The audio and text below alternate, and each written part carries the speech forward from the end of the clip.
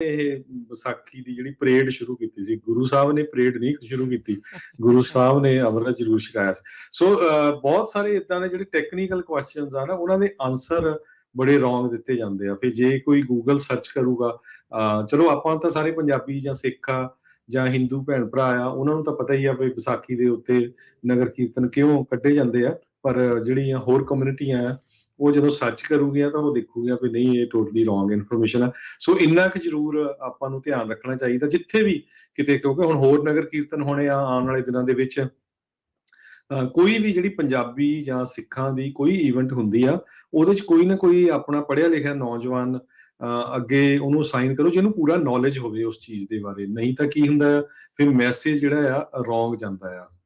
ਜੀ ਬਿਲਕੁਲ। ਸੋ ਆਪਾਂ ਪਿਛਲੇ ਦਿਨਾਂ ਦੇ ਵਿੱਚ ਵੀ ਇਸ ਗੱਲ ਨੂੰ ਆਖਿਆ ਸੀਗਾ। ਆਈ ਥਿੰਕ ਆਪਣਾ ਮੁੰਡਾ ਇੱਕ ਅਟਰਨੀ ਵੀ ਉੱਥੇ ਅਟਰਨੀ ਆਫਿਸ ਦੇ ਵਿੱਚ ਜਿਹੜਾ ਉੱਥੇ ਲੱਗਾ ਹੈ, ਡਿਸਟ੍ਰਿਕਟ ਅਟਰਨੀ ਆਫਿਸ ਦੇ ਵਿੱਚ। ਸੋ ਉਹਨਾਂ ਨੂੰ ਸਾਰਿਆਂ ਨੂੰ ਜਿਹੜਾ ਉਹ ਦੱਸਣਾ ਚਾਹੀਦਾ ਆ। ਉੱਥੇ ਦੀ ਜਿਹੜੀ ਮੇਅਰ ਆ, ਉਹਨੇ ਵੀ ਜਿਹੜੀਆਂ ਕੱਲ ਫੇਸਬੁੱਕ ਤੇ ਤਸਵੀਰਾਂ ਪਾਈਆਂ ਉਸ ਦੇ ਵਿੱਚ ਇਹੀ ਲਿਖਿਆ। ਸੋ ਪਲੀਜ਼ ਕਰੈਕਟ ਕਰੋ ਜੀ, ਜਿਹੜੇ ਵੀ ਉਸ ਦੇ ਨਜ਼ਦੀਕ ਹੈਗੇ ਆ। ਤੇ ਇਹਦੇ ਕਰਕੇ ਜਿਹੜੀ ਮਿਸ ਇਨਫੋਰਮੇਸ਼ਨ ਆ, ਉਹਦੇ ਕਰਕੇ ਆਪਣੇ ਲੋਕਾਂ ਨੂੰ ਵੀ ਇਹੀ, ਬਹੁਤ ਸਾਰੇ ਆਪਣੇ ਲੋਕਾਂ ਨੂੰ ਇਹ ਭੁਲੇਖਾ ਹੈਗਾ ਆ। ਹਰਜੋਤ ਸਿੰਘ ਜੀ ਵੀ ਸ਼ਾਇਦ ਇਹ ਵਿਸਾਖੀ ਦਾ ਤਿਉਹਾਰ ਸਿੱਖ ਕੌਮ ਦੇ ਜਿਹੜੇ ਨਵੇਂ ਸਾਲ, ਨਵੇਂ ਜਿਹੜਾ ਕੈਲੰਡਰ ਦੀ ਸ਼ੁਰੂਆਤ ਆ, ਉਸ ਨੂੰ ਮੰਨਿਆ ਜਾਂਦਾ ਆ।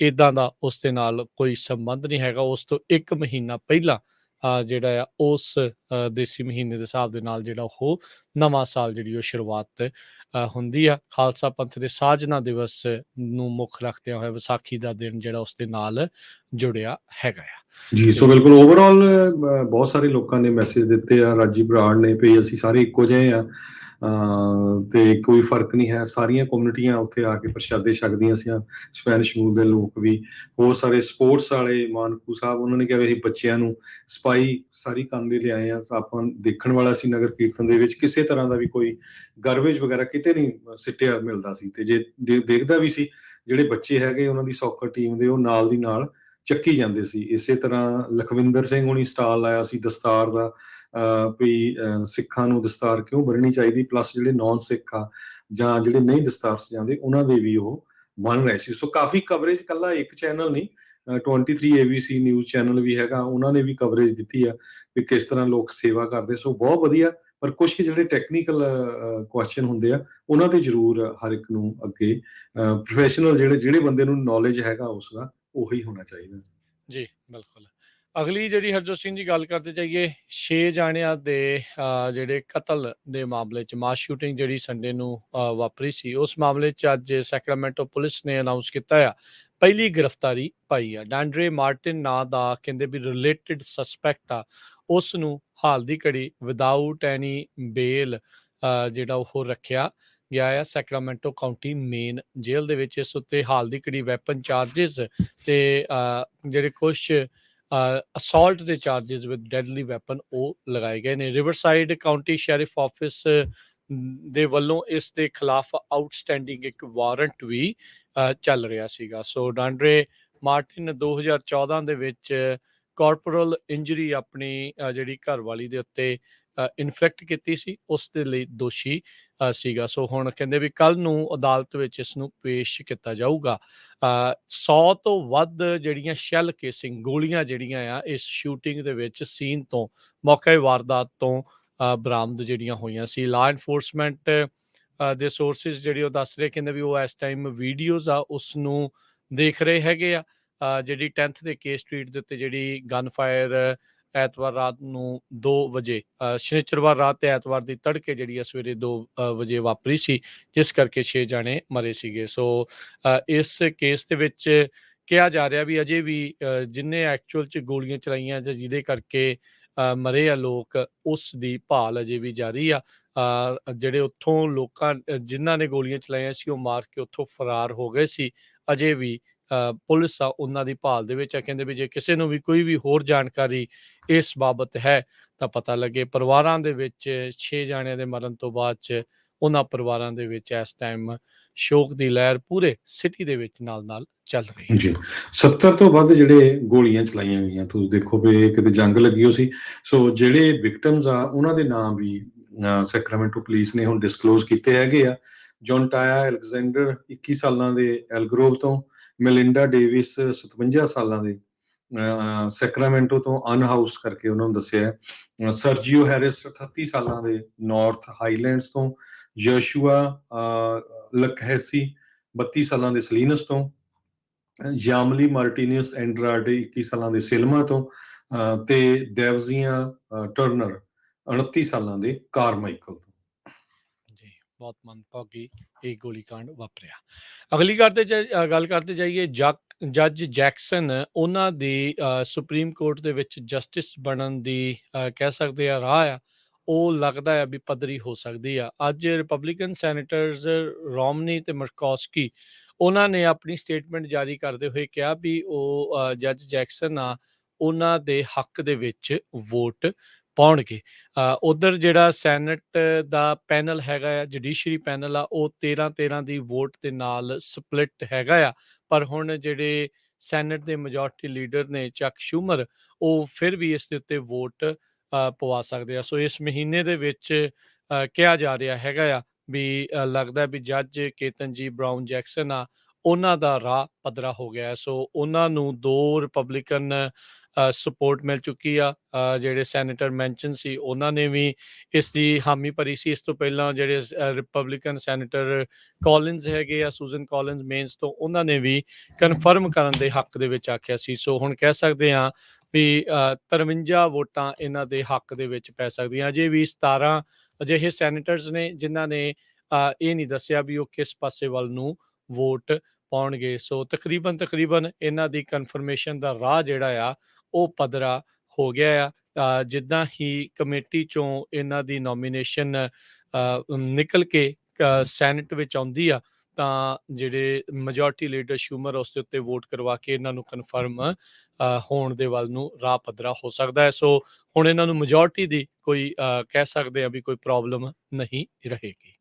ਜੀ, ਅਗਲੀ ਖਬਰ ਵੱਲ ਚਲੀਏ। ਇੱਕ ਸਦਰਨ ਕੈਲੀਫੋਰਨੀਆ ਦੇ ਵਿੱਚ ਚੁੱਲਾ ਵਿਸਟਾ ਟਾਊਨ 'ਚ ਇੱਕ ਬੰਦੇ ਨੇ ਕਹਿੰਦੇ ਪਈ ਕਾਲ ਕੀਤੀ, ਜਿਹੜੇ ਲੋਕ ਸੱਪਾਂ ਨੂੰ ਫੜਦੇ ਹੈਗੇ ਆ, ਵੀ ਮੇਰਾ ਜਿਹੜਾ ਕਾਊਚ ਹੈਗਾ, ਮੇਰਾ ਜਿਹੜਾ ਸੋਫਾ ਆ, ਉਹਦੇ ਥੱਲੇ ਸੱਪ ਹੈਗਾ ਆ। ਸੈਂਡੀਗੋ ਦੇ ਲਾਗੇ ਚੁੱਲਾ ਵਿਸਟਾ ਟਾਊਨ ਦੇ ਵਿੱਚ ਜਦੋਂ ਉਸ ਨੂੰ ਬੰਦੇ ਨੂੰ ਕਾਲ ਕੀਤਾ ਗਿਆ, ਐਲੈਕਸ ਟ੍ਰੇਹੋ ਨੂੰ, ਕਹਿੰਦਾ ਵੀ ਮੈਂ ਜਦੋਂ ਸੋਫੇ ਦੇ ਥੱਲਿਓਂ ਸੱਪ ਕੱਢਿਆ ਤੇ ਉਹ 7 ਫੁੱਟ ਲੰਮਾ ਵੀਤਨਾਮੀਜ਼ ਬਲੂ ਬਿਊਟੀ ਰੈਟ ਸਨੈਕ ਸੀਗਾ। ਕਹਿੰਦੇ ਵੀ ਇਹ ਜ਼ਹਿਰ ਤਾਂ ਨਹੀਂ ਵਾਲੀ ਕੱਢਦਾ, ਪਰ 7 ਫੁੱਟ ਲੰਮਾ ਜਿਹੜਾ ਸਨੇਕ ਆ, ਇਹ ਉੱਥੇ ਕਿੱਦਾਂ ਪਹੁੰਚਿਆ ਇਹ ਹਜੇ ਤੱਕ ਨਹੀਂ ਪਤਾ ਲੱਗ ਰਿਹਾ। ਪਰ ਉਸ ਨੂੰ ਐਨੀਮਲ ਰੈਸਕਿਊ ਵਾਲੇ ਬਾਅਦ ਦੇ ਵਿੱਚ ਸੱਪ ਨੂੰ ਲੈ ਗਏ। ਹੁਣ ਕਹਿੰਦੇ ਵੀ ਲੱਭਿਆ ਜਾਊਗਾ ਵੀ ਕਿਹਦਾ ਪੈਟ ਸੀ। ਯੂਜ਼ਲੀ ਕਿਸੇ ਨੇ ਇਹ ਪਾਲਿਆ ਹੋਇਆ ਸੱਪ ਸੀਗਾ। ਸੋ ਕਿਸੇ ਦੇ ਘਰੋਂ ਜਿਹੜਾ ਉਹ ਭੱਜ ਗਿਆ ਸੀ। ਵੀਤਨਾਮੀਜ਼ ਬਲੂਬੈਰੀ ਰੈਟ ਸਨੇਕ ਮੋਸਟਲੀ ਇਹ ਟ੍ਰੋਪੀਕਲ ਵੈਦਰ 'ਚ ਹੁੰਦਾ ਹੈਗਾ ਆ, ਆਊਟਸਾਈਡ ਕਲਾਈਮੇਟ ਦੇ ਵਿੱਚ। ਤੇ ਕਹਿੰਦੇ ਵੀ ਜਿਸ ਬੰਦੇ ਨੇ ਉਸ ਨੂੰ ਫੜਿਆ, ਕਹਿੰਦਾ ਵੀ ਉਹਦੇ ਕੋਲ ਸੱਪ ਜਿਹੜਾ ਆ ਉਹ ਰੈਸਪੀਰੇਟਰੀ ਇਨਫੈਕਸ਼ਨ ਸੀਗੀ। ਕਹਿੰਦੇ ਵੀ ਹੁਣ ਉਸ ਦਾ ਹਸਪੀਟਲ ਦੇ ਵਿੱਚ ਇਲਾਜ ਚੱਲ ਰਿਹਾ। ਜੀ, ਅਗਲੀ ਗੱਲ ਕਰਦੇ ਜਾਈਏ। ਸੈਕਰਾਮੈਂਟੋ ਸਿਟੀ ਦੀ ਜਿਹੜੇ ਯੂਨੀਫਾਈਡ ਸਕੂਲ ਦੇ ਵਿਦਿਆਰਥੀ ਆ, ਉਹ ਸੋਮਵਾਰ ਤੋਂ ਕਲਾਸਾਂ ਦੇ ਵਿੱਚ ਵਾਪਸ ਜਾਣਗੇ। SCTA, SCIU, SCUSD, ਇਹਨਾਂ ਤਿੰਨਾਂ ਦੇ ਦਰਮਿਆਨ ਸਮਝੌਤਾ ਜਿਹੜਾ ਆ ਉਹ ਹੋ ਗਿਆ ਆ। ਟੀਚਰਸ ਤੇ ਯੂਨੀਅਨ ਦੇ ਮੈਂਬਰਸ ਆ, ਉਹਨਾਂ ਨੂੰ 4% ਪੇ ਇਨਕਰੀਜ਼ ਮਿਲੂਗੀ।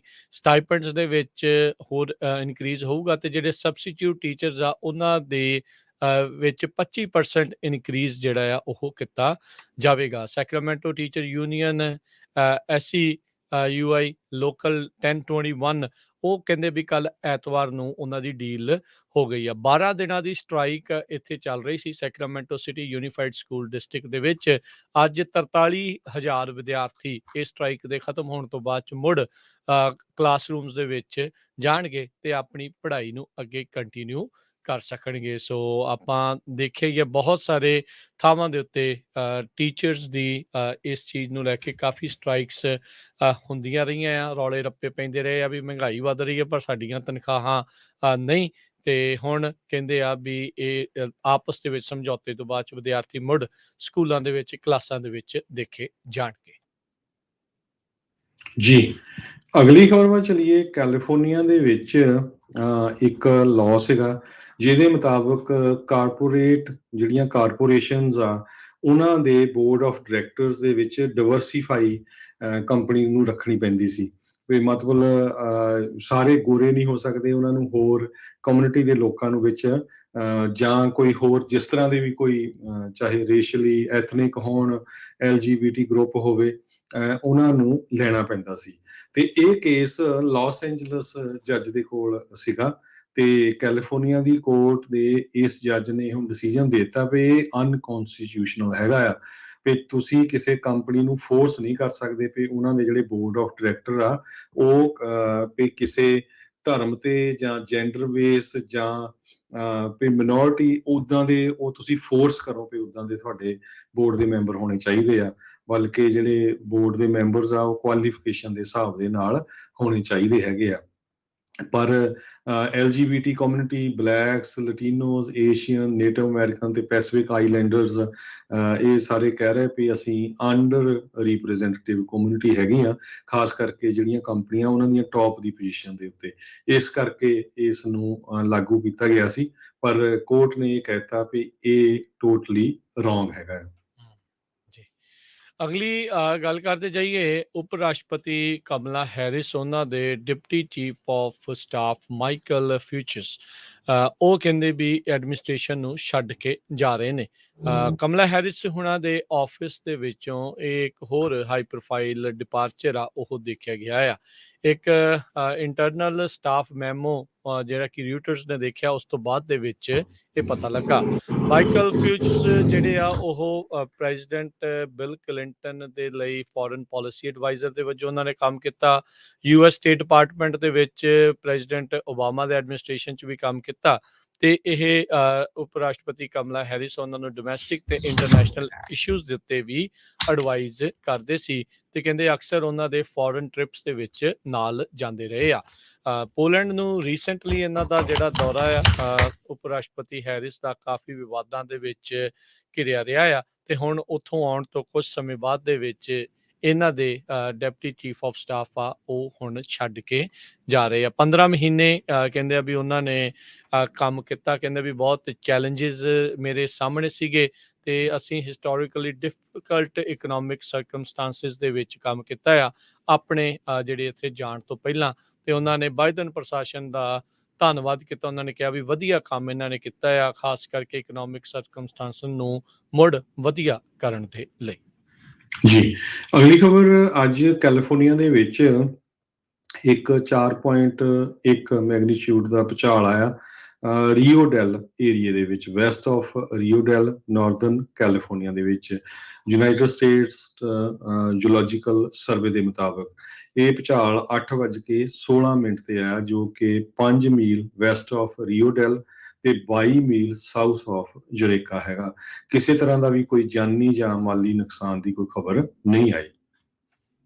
ਜੀ, ਇਸ ਦੇ ਨਾਲ ਸੰਬੰਧਿਤ ਜੇ ਆਪਾਂ ਹਰਜੋਤ ਸਿੰਘ ਜੀ ਗੱਲ ਕਰਦੇ ਜਾਈਏ, ਵੈਦਰ ਦੇ ਵਿੱਚ ਨਦਰਨ ਕੈਲੀਫੋਰਨੀਆ ਦੇ ਵਿੱਚ ਕਹਿੰਦੇ ਵੀ ਸਪਰਿੰਗ ਹੀਟ ਵੇਵ ਇੱਕ ਹੋਰ ਆ ਰਹੀ ਆ। 90 ਡਿਗਰੀ ਦੇ ਵਿਚਾਲੇ ਕਹਿੰਦੇ ਆ ਵੀ ਉਸ ਤੋਂ ਉੱਤੇ ਤਾਪਮਾਨ ਜਾ ਸਕਦਾ ਹੈ ਨਦਰਨ ਕੈਲੀਫੋਰਨੀਆ ਦੇ ਵਿੱਚ। ਸੀਜ਼ਨਲ ਐਵਰੇਜ ਇੱਥੇ 70 ਡਿਗਰੀ ਦੇ ਇਰਦ ਗਿਰਦ ਜਿਹੜੀ ਉਹ ਰਹਿੰਦੀ ਆ, ਪਰ ਤਾਪਮਾਨ ਆਮ ਦੇ ਨਾਲੋਂ ਸੀਜ਼ਨਲ ਐਵਰੇਜ ਦੇ ਨਾਲੋਂ 20 ਡਿਗਰੀ ਵੱਧ ਹੋ ਸਕਦਾ ਆ। ਇਹ ਦੂਸਰੀ ਵੇਵ ਆਲਰੇਡੀ ਆ ਰਹੀ ਆ। 2 ਹਫ਼ਤੇ ਪਹਿਲਾਂ ਵੀ ਇੱਥੇ ਇੱਕ ਗਰਮੀ ਦੇ ਅਹਿਸਾਸ ਦੇਖੇ ਗਏ ਜਦੋਂ 80 ਡਿਗਰੀ ਤੋਂ ਉੱਤੇ ਤਾਪਮਾਨ ਚਲਾ ਗਿਆ ਸੀਗਾ। ਫੋਰਕਾਸਟ ਇਹੀ ਸੰਭਾਵਨਾ ਪ੍ਰਗਟਾ ਰਹੇ ਨੇ, ਫਰਾਈਡੇ ਤੱਕ 90 ਡਿਗਰੀ ਤੋਂ ਉੱਤੇ ਟੈਂਪਰੇਚਰ ਹੋਊਗਾ, ਪਰ ਵੀਕਐਂਡ ਦੇ ਵਿੱਚ 80s ਦੇ ਵਿੱਚ ਆ ਜਾਵੇਗਾ। ਕਹਿੰਦੇ ਵੀ ਅਪ੍ਰੈਲ ਦੇ ਸ਼ੁਰੂਆਤ ਦੇ ਵਿੱਚ ਐਵਰੇਜ ਹਾਈ ਜਿਹੜਾ ਯੂਜਲੀ 72 ਡਿਗਰੀ ਤੱਕ ਦੇਖਿਆ ਗਿਆ ਆ। ਆਲ ਟਾਈਮ ਰੈਕਰਡ ਜਿਹੜੇ ਡਾਊਨਟਾਊਨ ਸੈਕਰਾਮੈਂਟੋ ਦੇ ਆ, ਉਹ ਇੱਕ ਵਾਰੀ ਅਪ੍ਰੈਲ 7 ਤੇ ਅਪ੍ਰੈਲ 8 ਨੂੰ 91 ਡਿਗਰੀ ਹੋਏ ਸੀ 1999 ਸੰਨ ਦੇ ਵਿੱਚ। ਸੋ ਕਹਿੰਦੇ ਵੀ ਉਸ ਨੂੰ ਇਹ ਮਾਰ ਕਰ ਸਕਦੇ ਹੈਗੇ ਆ। ਸੋ ਗੰਭੀਰ ਆ ਰਹੀ ਜਿਹੜੀ ਗਰਮੀ ਆ, ਅਚਾਨਕ ਕਹਿ ਸਕਦੇ ਆ ਤੇਜ਼ੀ ਦੇ ਨਾਲ ਆ ਰਹੀ ਗਰਮੀ ਆ, ਉਸ ਤੋਂ ਸਾਰਿਆਂ ਨੂੰ ਬਚਣ ਦੇ ਲਈ ਨਿਰਦੇਸ਼ ਦੇ ਰਹੇ ਨੇ। ਜੀ, ਬਿਲਕੁਲ ਇਸੇ ਤਰ੍ਹਾਂ ਕੈਲੀਫੋਰਨੀਆ ਦੇ ਵਿੱਚ ਜਿਹੜਾ ਡਰਾਊਟ ਆ ਉਹ ਆਪਾਂ ਕਿਸੇ ਦਿਨ ਖਬਰ ਸਾਂਝੀ ਕਰਾਂਗੇ। ਬਹੁਤ ਹੀ ਬੁਰੀ ਸਿਚੁਏਸ਼ਨ ਦੇ ਵਿੱਚ ਕੈਲੀਫੋਰਨੀਆ ਜਾ ਰਿਹਾ ਹੈ ਕਲਾਈਮੇਟ ਚੇਂਜ ਨੂੰ ਲੈ ਕੇ। ਕਹਿੰਦੇ ਵੀ ਸੰਨ 2040 ਤੱਕ ਲਗਭਗ 10% ਜਿਹੜੀ ਫਾਰਮਿੰਗ ਲੈਂਡ ਆ ਜਿੱਥੇ ਵਧੀਆ ਖੇਤੀ ਹੁੰਦੀ ਆ 5 ਲੱਖ ਏਕੜ ਦੇ ਕਰੀਬ, ਉਹ ਕਿਸਾਨਾਂ ਨੂੰ ਖਾਲੀ ਛੱਡਣੀ ਪਊਗੀ, ਜੋ ਸਿਚੁਏਸ਼ਨ ਹੁਣ ਚੱਲ ਰਹੀ ਹੈਗੀ ਆ। ਹੀਟ ਡੇਜ਼ ਉੱਦਾਂ ਵੀ ਵੈਸੇ ਆ ਰਹੇ ਆ। ਟੈਂਪਰੇਚਰ 100 ਡਿਗਰੀ ਤੋਂ ਲੈ ਕੇ 105 ਡਿਗਰੀ ਟਾਈਮ ਵੱਧ ਜਾਊਗਾ। ਕਈ ਜਗ੍ਹਾ ਤੇ 15 ਟਾਈਮਸ ਮੋਰ ਫਰੀਕੁਐਂਟ ਹੋਊਗਾ, ਜੋ ਕਿ ਜਿਹੜੇ ਉੱਥੇ ਵਰਕਰਸ ਆ ਵੈਲੀ 'ਚ ਫਾਰਮ ਵਰਕਰਸ ਦਾ ਕੰਮ ਕਰਦੇ, ਉਹਨਾਂ ਦੀ ਸਿਹਤ ਦੇ ਉੱਤੇ ਵੀ ਅਸਰ ਪਾਊਗਾ। ਬਹੁਤ ਸਾਰੇ ਜਿਹੜੇ ਵੈਲ ਆ, ਖੂਹ ਆ, ਜਿਹੜੇ ਟਿਊਬਵੈਲ ਆ, ਉਹ ਸੁੱਕਣੇ ਸ਼ੁਰੂ ਹੋ ਗਏ ਵਾ। ਪਿਛਲੇ ਸਾਲਾਂ ਦੇ ਵਿੱਚ ਵੀ 3 ਸਾਲ ਪਹਿਲਾਂ ਵੀ ਬਹੁਤ ਜਿਹੜੇ ਵੈਲ ਸੀ ਉਹ ਡਰਾਈ ਹੋ ਗਿਆ ਸੀ, ਤੇ ਹਜ਼ਾਰਾਂ ਡਾਲਰ ਲਾ ਕੇ ਦੁਬਾਰਾ ਕੀ ਹਜ਼ਾਰ ਫੁੱਟ 1400 ਫੁੱਟ ਡੂੰਘੇ ਤੱਕ ਵੀ ਟਿਊਬਵੈਲ ਜਿਹੜੇ ਆ ਉਹ ਸਨ ਮੈਕੀਨ ਵੈਲੀ ਦੇ ਵਿੱਚ ਲੱਗੇ ਹੋਏ ਹੈਗੇ ਆ। ਸੋ ਐਂਜਲ ਸੈਂਟੀਆਗੋ ਫਰਨਾਂਡੇਜ਼, ਇਹ ਪੋਸਟ ਡਾਕਟਰਲ ਸਕਾਲਰ ਹੈਗੇ environmental system at University of California Merced. ਉਹ ਕਹਿੰਦੇ ਆ ਵੀ ਕਲਾਈਮੇਟ ਚੇਂਜ ਨੇ ਟੋਟਲੀ ਕੰਡੀਸ਼ਨ ਨੂੰ ਵਰਸ ਕਰ ਦੇਣਾ ਹੈਗਾ ਆ। ਉਹ ਇੱਕ ਵਰਚੁਅਲ ਪੈਨਲ ਚੱਲ ਰਿਹਾ ਸੀ ਵਾਟਰ ਹੱਬ ਦੇ ਉੱਤੇ, ਜਿੱਥੇ ਉਹ ਬੋਲ ਰਹੇ ਸੀ। ਜੀ ਬਿਲਕੁਲ। ਸਮਾਂ ਆਪਣੇ ਹਰਜੋਤ ਸਿੰਘ ਜੀ ਪ੍ਰੋਗਰਾਮ ਦੀ ਜਿਹੜਾ ਉਹ ਸਮਾਪਤੀ ਦਾ ਆ। ਜਾਣ ਤੋਂ ਪਹਿਲਾਂ ਜੇ ਆਪਾਂ ਮਾਰਕੀਟਸ ਦੀ ਗੱਲ ਕਰਦੇ ਜਾਈਏ ਇਕਨੋਮੀ ਦੇ ਉੱਤੇ, ਤਾਂ ਅੱਜ ਡਾਓ ਜੋਨਸ ਦੇ ਵਿੱਚ 103 ਪੁਆਇੰਟਾਂ ਦਾ ਜਿਹੜੀ ਚੜ੍ਹਤ ਆ ਉਹ ਦਰਜ ਕੀਤੀ ਗਈ, 34,922 ਦੇ ਉੱਤੇ ਬੰਦ ਹੋਇਆ। S&P ਦੇ ਵਿੱਚ 37 ਪੁਆਇੰਟ ਵੱਧ ਕੇ 4582 ਦੇ ਉੱਤੇ ਬੰਦ ਹੋਇਆ। ਨੈਸਡੈਕ 271 ਪੁਆਇੰਟ ਵੱਧ ਕੇ 14,532 ਦੇ ਉੱਤੇ ਬੰਦ ਹੋਇਆ। ਸੋਨੇ ਦਾ ਭਾਅ $1936 ਪ੍ਰਤੀ ਆਉਂਸ ਤੇ ਕੱਚੇ ਤੇਲ ਦੀ ਕੀਮਤ $105 ਪ੍ਰਤੀ ਬੈਰਲ ਤੇ ਜਾ ਰਹੀ ਆ। ਸੋ ਤੇਲ ਦੇ ਬਾਬਤ ਇਹ ਦੱਸਦੇ ਜਾਈਏ, 6 ਮਹੀਨੇ ਦੇ ਲਈ ਐਵਰੀਡੇ 1 ਮਿਲੀਅਨ ਬੈਰਲ ਜਿਹੜਾ ਤੇਲ ਆ ਉਹ ਤੇਲ ਭੰਡਾਰ ਦੇ ਵਿੱਚੋਂ ਵੰਡਿਆ ਜਾਊਗਾ। ਰਿਫਾਈਨਰੀਜ਼ ਤੱਕ ਪਹੁੰਚਣ ਨੂੰ ਉਸ ਨੂੰ ਸਮਾਂ ਲੱਗੇਗਾ। ਸੋ ਹੋਪਫੁਲੀ ਆਉਣ ਵਾਲੇ ਹਫ਼ਤੇ 2 ਹਫ਼ਤਿਆਂ ਬਾਅਦ ਤੇਲ ਦੇ ਪ੍ਰਾਈਸਿਸ ਆ ਉਹ ਥੋੜ੍ਹੇ ਘਟਣ। ਉਧਰ 10 ਈਅਰ ਯੀਲਡ 2.38% ਦੇ ਉੱਤੇ ਜਿਹੜੀ ਉਹ ਰਹੀ, ਤੇ ਕ੍ਰਿਪਟੋ ਕਰੰਸੀਜ਼ 'ਚ ਬਿਟਕੋਇਨ 46,515 ਦੇ ਉੱਤੇ ਰਿਹਾ। ਜੀ, ਸੋ ਬਿਲਕੁਲ ਜੇਪੀ ਮੋਰਗਨ ਦੇ CEO ਜੇਮੀ ਡਾਇਮੰਡਸ, ਉਹਨਾਂ ਨੇ ਕਿਹਾ ਕਿ ਰਸ਼ੀਆ ਯੂਕਰੇਨ ਵਾਰ ਦੇ ਨਾਲ ਇਨਫਲੇਸ਼ਨ ਇੱਕ ਅਨਪ੍ਰੈਸੀਡੈਂਟਡ ਇਕਨੋਮਿਕ ਇੰਪੈਕਟ ਕਰੂਗੀ, ਬਹੁਤ ਵੱਡਾ ਇੰਪੈਕਟ ਕਰੂਗੀ। ਕਹਿੰਦੇ ਹਜੇ ਅਸੀਂ ਇਹ ਦੇਖਿਆ ਨਹੀਂ, ਹਜੇ ਇਹਦੀ ਸ਼ੁਰੂਆਤ ਹੋਣੀ ਆ। ਫਾਈਨੈਂਸ਼ੀਅਲ ਮਾਰਕੀਟਸ ਪੂਰੇ ਗਲੋਬਲੀ ਜਿਹੜਾ ਉਹ ਤੇ ਅਸਰ ਹੋਊਗਾ। ਸਪਲਾਈ ਚੇਨ ਤਾਂ ਕਹਿੰਦੇ ਆਲਰੇਡੀ ਗਲੋਬਲੀ ਪੂਰੀ ਤਰ੍ਹਾਂ ਜਿਹੜੀ ਤਹਿਸ ਹੈ ਹੋਈ ਪਈ ਹੈਗੀ ਆ। ਸੋ ਜੇਪੀ ਮੋਰਗਨ ਦੇ CEO ਜੇਮੀ ਡਾਇਮੰਡਸ ਕਹਿੰਦੇ ਆ worst is yet to come. So ਇਹ ਕਾਫੀ ਬੁਰੀ ਇਕਨੋਮੀ ਦੀ ਜਿਹੜੀ ਨਿਊਜ਼ ਆ ਇਸ ਆਰਗੇਨਾਈਜੇਸ਼ਨ ਦੇ CEO ਵੱਲੋਂ। ਇੱਕ $US ਦੀ ਕੀਮਤ ਇੰਡੀਆ ਦੇ 75 ਰੁਪਏ ਤੇ 47 ਪੈਸੇ ਦੇ ਬਰਾਬਰ ਰਹੀ ਆ। ਇੱਕ $US ਦੀ ਕੀਮਤ ਕੈਨੇਡਾ ਦੇ $1 ਤੇ 25 ਸੈਂਟ ਦੇ ਬਰਾਬਰ ਰਹੀ ਆ। ਇੱਥੇ ਹੀ ਪ੍ਰੋਗਰਾਮ ਦੀ ਸਮਾਪਤੀ। ਅਗਲੀ ਵਾਰ ਤੱਕ ਲਈ ਇਜਾਜ਼ਤ ਮੇਰੇ ਰਾਜਕਰਨਵੀਰ ਸਿੰਘ ਵੱਲੋਂ ਤੇ ਹਰਜੋਤ ਸਿੰਘ ਵੱਲੋਂ ਤੁਹਾਨੂੰ ਸਾਰਿਆਂ ਨੂੰ ਹੀ ਪਿਆਰ ਸਤਿਕਾਰ ਸਹਿਤ ਸਤਿ ਸ੍ਰੀ ਅਕਾਲ। ਜਿੰਦੇ ਵਾਸਤੇ ਰਹੋ, ਹੱਸਦੇ ਖੇਲਦੇ ਰਹੋ ਤੇ ਸੁਣਦੇ ਰਹੋ ਜੀ ਪੰਜਾਬੀ ਰੇਡੀਓ US।